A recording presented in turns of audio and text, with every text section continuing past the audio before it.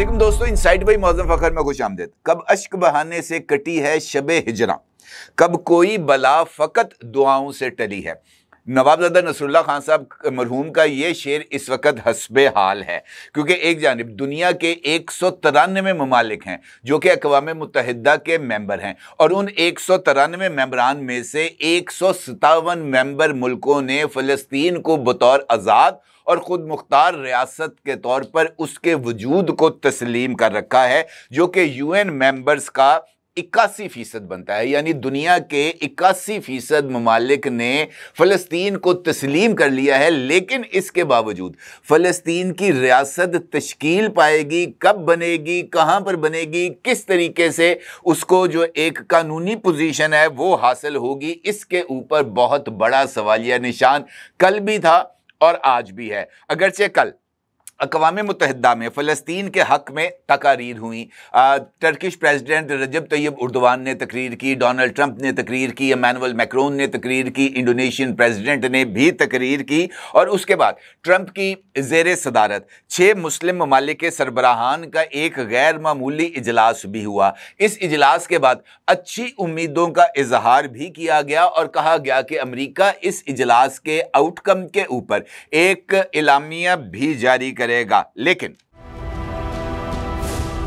क्या आप एक बिजनेस ओनर हैं और चाहते हैं कि आपका ब्रांड ज्यादा से ज्यादा लोगों तक पहुंचे? हमारे पास है आपके लिए एक बेहतरीन मौका। हमारे YouTube चैनल पर रोजाना हजारों लोग वीडियोस देखते हैं। ये वही लोग हैं जो बाखबर, बाशऊर और फैसला करने वाले हैं। अब आप अपने बिजनेस को बराह रास्त हमारे YouTube चैनल पर प्रमोट कर सकते हैं। प्रोडक्ट प्लेसमेंट और स्पॉन्सर्ड सेगमेंट्स के जरिए आप अपने ब्रांड को लाखों पोटेंशियल कस्टमर्स तक पहुँचा सकते हैं। तो देर किस बात की, आज ही अपने बिजनेस को नए लेवल पर ले जाएं। For more information, call us 9233 8122 280।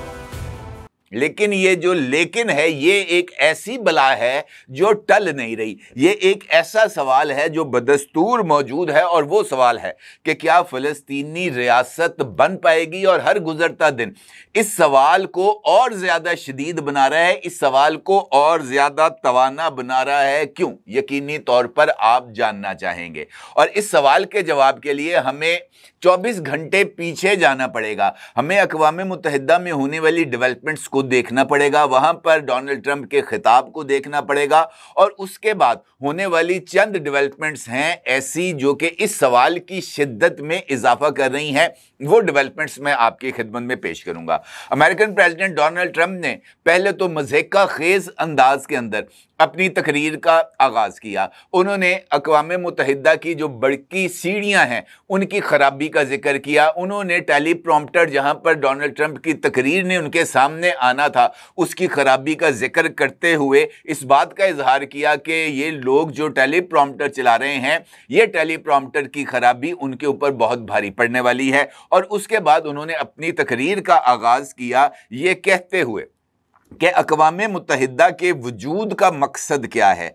ये इदारा अपनी इस्तेदाद के मुताबिक काम नहीं कर रहा। उनका ये कहना था कि मैंने अकेले 7 माह में 7 जंगें रुकवाईं, और किसी एक जंग को रुकवाने के लिए अक़वाम मुत्तहिदा ने मेरे साथ राब्ता नहीं किया। और ये डोनाल्ड ट्रंप की तरफ से अक़वाम मुत्तहिदा के रोल पर, उसके किरदार पर एक बहुत बड़ा हमला था। ना सिर्फ ये, बल्कि डोनाल्ड ट्रंप का ये कहना था कि रूस यूक्रेन की जंग रोकता तो टैरिफ आयद करेंगे, और उसके साथ साथ उन्होंने इस बात का भी इजहार किया, और ख़ास तौर पर फ़लस्तीन के हवाले से, कि हम गज़ा से तमाम 20 यरगमालियों की फौरी रिहाई चाहते हैं। अगर गज़ा में अमन चाहते हैं तो तमाम 20 यरगमालियों की रिहाई की हमायत की जाए। उनका ये कहना था कि जब से मैंने ओहदा सदारत संभाला है, महज 8 माह बाद हालात तब्दील होना शुरू हो गए हैं। उनका ये भी मानना था कि जंगें ख़त्म कराने पर अक़वाम मुत्तहिदा का जो किरदार है वो खोखले अल्फाज ही हैं, और अमली तौर पर अक़वाम मुत्तहिदा की तरफ से कोई इक़दाम नहीं किया गया। उनका ये कहना था कि तवील अरसे से गज़ा जंग के ख़ात्मे की कोशिशें भी की जा रही हैं, मगर हमास जंग बंदी की कोशिशों को मुस्तरद करता है। हमास ने काबिल अमल अमन मुआहदों को भी मुस्तरद किया। उनका यह कहना है कि फ़लस्तीनी रियासत को तस्लीम करना हमास के लिए बड़ा इनाम होगा। और सदर का यह भी कहना था कि मुख्तलिफ ममालिक का फ़लस्तीनी रियासत को तस्लीम किए जाना मौजूदा सूरत हाल में ऐसा इकदाम है जो इस तनाज़े की शिद्दत में मज़ीद इजाफा कर देगा।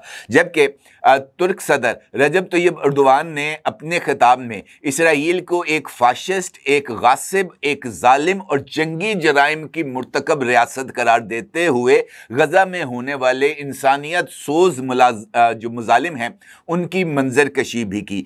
इस इजलास के बाद ये जो अक़वाम मुत्तहिदा में हुआ जिसमें मुख्तलिफ लोगों ने खिताब किया, उसके बाद अमेरिकन प्रेसिडेंट डोनाल्ड ट्रंप की मेज़बानी में एक अहम मुलाकात हुई। ये मुलाकात 6 मुस्लिम ममालिक के सरबराहान के साथ थी और इसमें पाकिस्तान के अलावा Türkiye, Qatar, Saudi Arabia, Indonesia, मिस्र और मुत्तहिदा अरब अमारात के सरबराहान शरीक हुए। इस इजलास में गजा में जारी जंग के बाद अमन, गवर्नेंस और सिक्योरिटी की सूरत हाल पर गौर किया गया।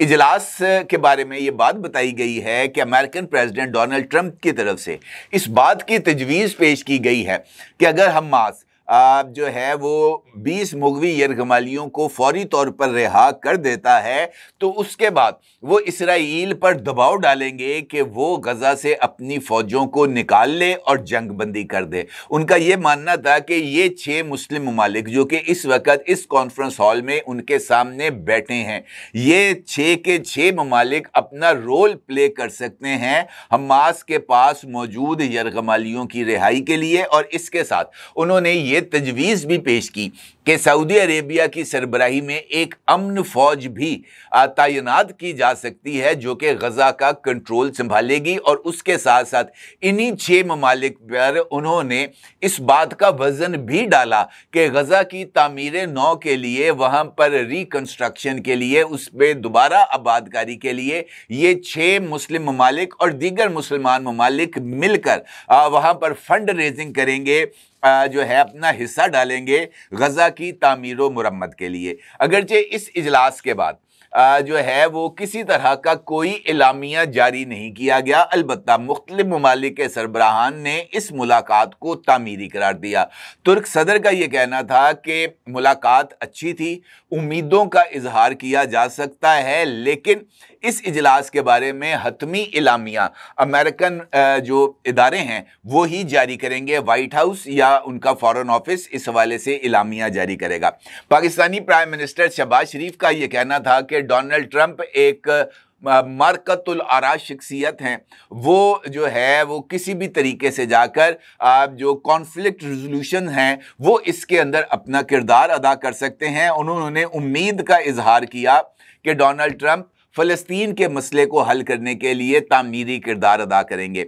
फ्रांस के सदर इमैनुअल मैक्रोन ने इस बात का इजहार किया, अगरचे वो इस इजलास में शिरकत उन्होंने नहीं की क्योंकि ये मुस्लिम ममालिक का इजलास था, अलबत्ता उन्होंने मीडिया के साथ गुफ्तगू करते हुए इस बात का इजहार किया कि अमेरिकन प्रेसिडेंट जो हैं वो पीस प्राइज लेना चाहते हैं, नोबेल, लेकिन उसके लिए उन्हें गजा में जंग को रोकना होगा। और अगर डोनाल्ड ट्रंप गजा में इसराइली मजालम को रोकें तो फिर उनको अमन इनाम के लिए नामजद किया जा सकता है। यानी फ्रांस ने नोबेल पीस प्राइज का जो दाना है वो डोनाल्ड ट्रंप के सामने फेंका। लेकिन इसके बावजूद भी मुझे ऐसा नहीं लगता कि जो सूरत हाल है वो तब्दील होगी। उसकी चंद वजूहात हैं जो मैं आपके सामने पेश करना चाहता हूं। अमेरिका के वजीर खारजा हैं जिनका नाम है मार्को रूबियो। उन्होंने आज सुबह सीबीसी मॉर्निंग्स वहाँ का एक इदारा है, एक टीवी चैनल है, उससे उन्होंने गुफ्तगू की और उस गुफ्तगू में उनका ये कहना था there is no Palestine state, कि कोई फ़लस्तीनी रियासत कायम नहीं होगी, एंड द ओनली टाइम, और ये अगर होगा तो उस वक़्त होगा, there will be ever one, कोई एक रियासत बनेगी, कब? If there is a negotiation with Israel, जब इसराइल के साथ गुफ्तो-शुनीद होगी, इसराइल के साथ मुज़ाकरात होंगे, यानी मार्को रूबियो ये कहते हैं कि फ़लस्तीनी रियासत के क़याम का दारोमदार अक़वाम मुत्तहिदा 157 ममालिक जिन्होंने फ़लस्तीन को बतौर रियासत तस्लीम किया है, उनके ऊपर बेस नहीं करेगा। महज एक रियासत इस बात का फैसला करेगी कि फ़लस्तीनी रियासत कायम होगी या नहीं होगी, और वो रियासत कौन सी है? उसका नाम है इज़राइल। और उसके बाद उनका यह कहना था विच राइट नाउ इज इम्पॉसिबल, जो कि इस वक्त नामुमकिन नजर आ रहा है। यानी अमेरिका के वजीर खारजा के मुताबिक इस वक्त फ़लस्तीनी रियासत का क़याम नामुमकिन है। क्यों? Because they have a war going on with Hamas, क्योंकि इस वक्त वहां पर हमास के खिलाफ जंग जारी है। The only leader in the world really that can broker that or bring that together is President Trump। और दुनिया में एक ही शख्स है और उसका नाम है प्रेसिडेंट ट्रंप, जो कि इस मामले में किरदार अदा कर सकते हैं और इस इशू को हल कर सकते हैं। इसके साथ ही जो मार्को रूबियो हैं, उनका ये भी कहना था कि इस वक्त दुनिया के तमाम ममालिक, जिनमें वो मुल्क भी शामिल हैं जिन्होंने हाल ही में फ़लस्तीन को बतौर रियासत तस्लीम किया है, वो मुल्क भी सदर ट्रंप से भीख मांग रहे हैं कि वो इस मामले में किरदार अदा करें। ये मार्को रूबियो हैं, अमेरिकन फॉरेन जो सेक्रेटरी हैं, वज़ीर ख़ारजा के तौर पर काम कर रहे हैं। उन्होंने इस बात का इन अल्फाज में इजहार किया है, तो इसका मतलब ये है कि उन्होंने इनफैक्ट बेंजामिन नेतन्याहू के उन तमाम जो ख्यालात हैं उनकी तरवीज की है जो उन्होंने मगरबी किनारे पे खिताब के दौरान किया, और जो उन्होंने रिसेंटली जब बरतानिया, ऑस्ट्रेलिया, कनाडा और फ्रांस की तरफ से जो फ़लस्तीन को रियासत तस्लीम करने का रद्द-ए-अमल दिया था, और उनका ये कहना था कि फ़लस्तीनी रियासत किसी तौर पर भी नहीं बनेगी। अमेरिका के वज़ीर ख़ारजा भी इसी स्कूल ऑफ थॉट से ताल्लुक़ रखते हैं और उन्होंने इसी बात का इज़हार किया। इसकी दूसरी मिसाल मैं आपको देता हूँ कि इस वक्त दुनिया में जो राय आमा है वो कतई तौर पर इसराइल के हक में नहीं है। किसी तरह से भी आप जिस लेवल पर मर्जी जाकर देख लें, दुनिया की अक्सरियत इस वक्त इसराइल के खिलाफ खड़ी है, और असूली तौर पर इसराइल के ऊपर इस वक्त ये इंटरनेशनल प्रेशर महसूस होता नजर आना चाहिए था। लेकिन चूंकि इसराइल जो है वो अमेरिका का ब्लाइंड स्पॉट है, वहां पर इसराइल को इस बात का बखूबी अंदाजा है कि हम जो मर्जी करें अमेरिका को वो नजर नहीं आएगा, लिहाजा वो अपनी हट धर्मी और जुल्म दोनों ही मुसलसल रवा रखे हुए हैं। इस हवाले से गजा की जानिब रवा ग्लोबल स्मूथ फ्लोटेला पर इसराइली हमलों की खबर सामने आई है। ये फ्लोटेला जो है जा रहा था गजा के मजलूम मुसलमानों की इमदाद लेकर, उनके लिए खाना, खुराक, अद्वियात, खैमे और पानी लेकर, ताकि वो लोग अपनी ज़िंदगी के चंद दिन कम से कम साफ पानी पी के गुजार लें, 2 वक्त की नहीं, 1 वक्त का खाना खा लें। गर्मी के अंदर मलबे के ढेरों में रहने की बजाय वो अपने सर के ऊपर खैमा तान लें, या उनके पास कम से कम इतनी अद्वियात हों कि वो जनाब ये बुखार, खांसी, नज़ला या इस तरह की दीगर बीमारियों से महफूज रह सकें। लेकिन उसके ऊपर भी ये जो हमला है ये जारी है। ब्राज़ीली कारकुन जो कि इस फ्लोटेला में मौजूद थे, जिनका नाम है थियागो एवेला, और उसके साथ साथ पाकिस्तान के एक अहम सियासी रहनुमा फॉर्मर सेनेटर मुश्ताक साहब भी जो हैं वो इसी फ्लोटेला में सवार हैं। सेनेटर मुश्ताक ने भी एक ट्वीट किया है और इसमें उन्होंने इस बात का इजहार किया है कि फ्लोटेला पर इसराइल के ड्रोन्स की तरफ से अटैक किया गया है और केमिकल्स भी जो फ्लोटेला है उसके ऊपर स्प्रे किया गया है, जिससे काफ़ी नुकसानात का एहतमाल है। थियागो एवेला के मुताबिक फ्लीट के करीब 10वां धमाका रिकॉर्ड किया जा चुका है, जबकि ड्रोन्स मुसलसल फ़ज़ा में परवास कर रहे हैं और कम्युनिकेशन सिस्टम को इसराइल की तरफ से जाम किया जा रहा है। थियागो अवेला ने अपने एक वीडियो पैगाम में कहा है कि हमने अभी अभी 10वें धमाके की आवाज़ सुनी है। वो अब भी हमारे अमन मिशन पर हमला कर रहे हैं। वो छोटी किश्तियों को निशाना बना रहे हैं, उनकी सील्स तबाह करने की कोशिश की जा रही है। वो ऐसे आलात इस्तेमाल कर रहे हैं जो इंसानों को ज़ख्मी और किश्तियों को नुकसान पहुंचा सकते हैं। अवेला ने आलमी बरादरी से अपील करते हुए कहा है कि ये बहुत ज़रूरी है कि दुनिया इस हमले को देखे। हमारा मिशन इंसानी मदद के लिए है जो बैनुल अक़वामी कानून के तहत महफूज है। इस पर हमला किया जा रहा है, लेकिन उसके बावजूद जो हमले हैं वो जारी हैं। किश्तियों पर साउंड बम, धमाका खेज फ्लेयर्स फेंके गए हैं।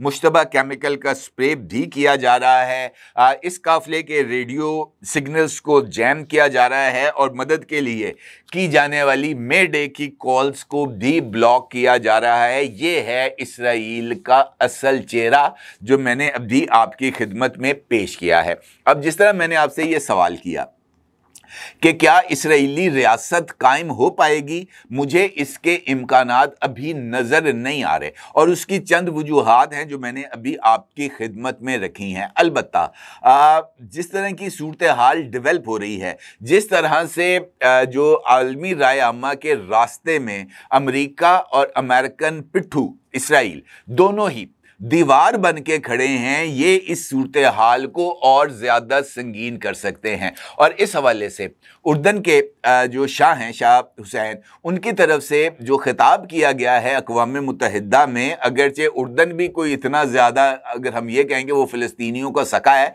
तो ऐसी कोई बात नहीं है, लेकिन उस खिताब के अंदर उसका ये कहना है उर्दन के शाह हुसैन का कि अगर इसराइल की तरफ से बैतुल मक़दस को उस पर कब्जा करने की या उसको शहीद करने की कोशिश की गई तो फिर मुस्लिम उम्मा से इस तरह की जो तवाना आवाज़ें हैं वो इस तरह की उठेंगी कि जो लड़ाई है, जो महज जो कि इस वक्त इसराइल और फ़लस्तीन के दरमियान है, ये लड़ाई वहाँ तक महदूद नहीं रहेगी, बल्कि इस लड़ाई में दीगर मुस्लिम ममालिक, मुस्लिम अवाम भी शामिल हो जाएगी और मुस्लिम अवाम के और मुस्लिम ममालिक के शामिल होने के बाद दुनिया के किस किस मुल्क में किस किस तरह की लड़ाई होगी, इसका सोचना भी दुनिया के लिए बहुत ज़्यादा ख़तरनाक होगा। लिहाजा बेहतर है कि इसराइल को पट्टा डाला जाए, लेकिन इसराइल को पट्टा कौन डालेगा, ये भी मेरे नज़दीक एक नामुमकिनात वाली बात है।